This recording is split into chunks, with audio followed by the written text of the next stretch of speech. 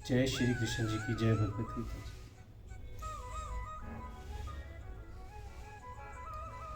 द्वादशोध्याय।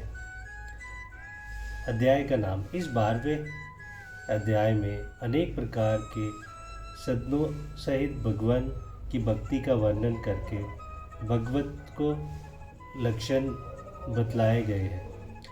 इसका उपक्रम और उपसंहार भगवान की भक्ति में ही हुआ है। केवल 3 श्लोक में ज्ञान के साधन वर्णन है, वह भी भगवत्वती और ज्ञान योग की परस्पर तुलना करने के लिए ही है। अतएव इस अध्याय का नाम भक्ति योग रखा गया है।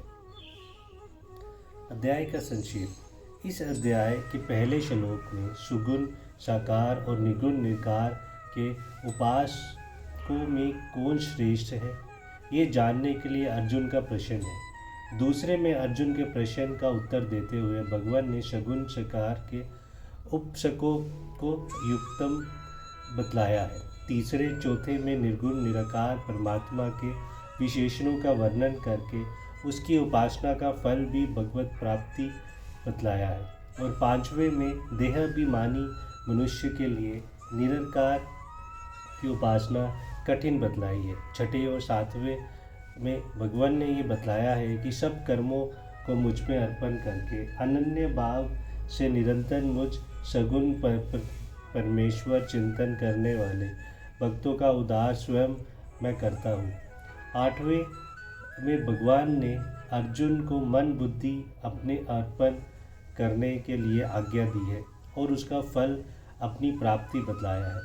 तदनंतर 9वें से 11वें तक उपयुक्त साधन ना कर सकने पर अभ्यास योग का साधन करने के लिए उसमें भी असमर्थ होने पर भगवतर्थ कर्म करने के लिए और उसमें भी असमर्थ होने पर समस्त कर्मों का फल त्याग करने के लिए कर्मश कहा है।